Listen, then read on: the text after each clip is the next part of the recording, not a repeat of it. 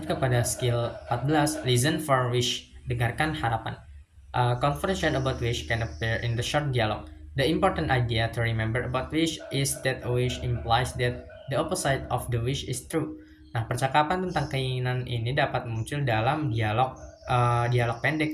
Gagasan penting yang perlu diingat tentang keinginan adalah bahwa keinginan menyiratkan bahwa kebalikan dari keinginan adalah benar.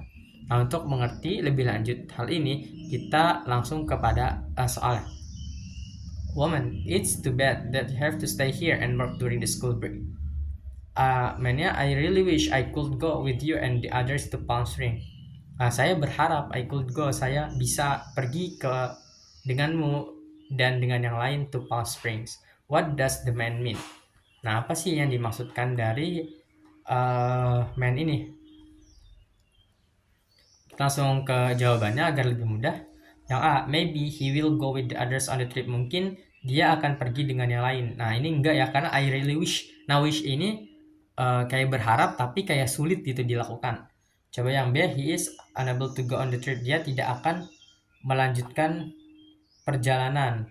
Yang C, he's happy to be going on the trip. Dia bahagia akan pergi. Nah, ini kan enggak ya, karena si man ini dari perkataan man dia tuh tidak bisa pergi ke Palm Spring ini.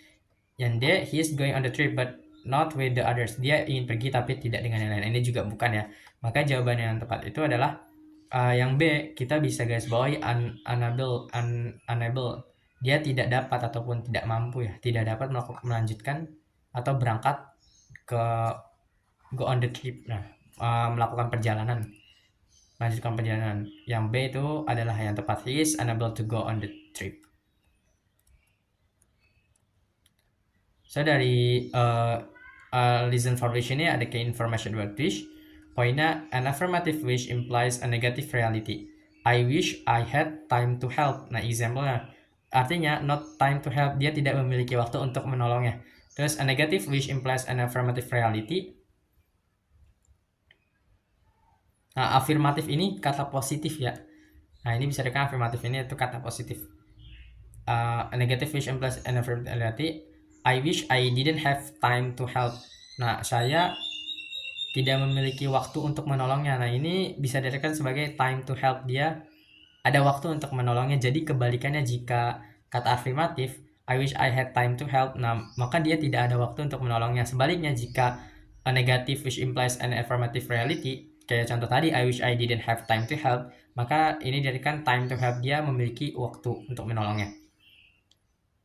Nah, ini juga ada contoh, a past tense verb implies a present reality. Example, I wish he were at home. Nah, saya berharap dia ada di rumah, padahal artinya itu isn't at home, dia tidak ada di rumah. A past perfect tense verb implies a past reality. I wish he had been at home. Saya berharap dia telah ataupun selamanya gitu ada di rumah. Wasn't at home, dia juga tidak ada di rumah. Jadi inilah penjelasan dari skill 14, yaitu listen for wishes. TOEFL exercise 14. In this exercise, listen carefully to the short conversation and question in the recording, and then choose the best answer to the question. You should remember that a wish implies an opposite meaning. Number 1. Do you think we'll be able to get tickets for the concert? I wish there weren't so many people in line in front of us. What does the woman mean?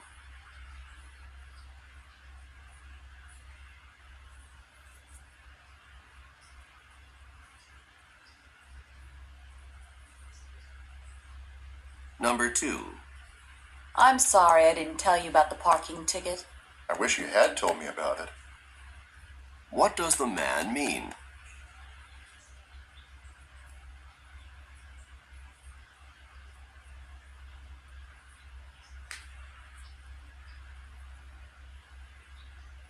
Number 3. Did you see the work schedule for next week? I wish I didn't have to work so many hours then. What does the woman imply?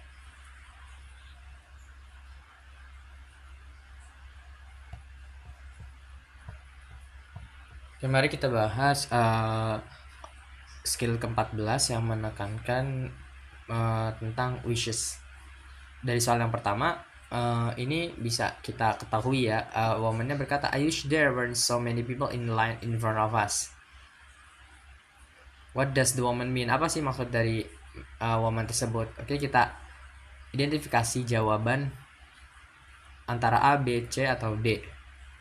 Nah, di sini sudah terlihat bahwa woman-nya kan berkata I wish there were not so many people in line in front of us. Dia berharap untuk agar tidak banyak itu, barisannya tidak panjang.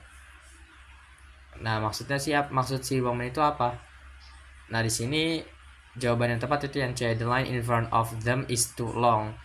Barisan di depan itu sangat panjang. Karena kan si woman itu berkata I wish there weren't so many people in line in front of us. Oke, jadi C jawaban yang tepat, the line in front of them is too long. Lanjut ke soal yang kedua.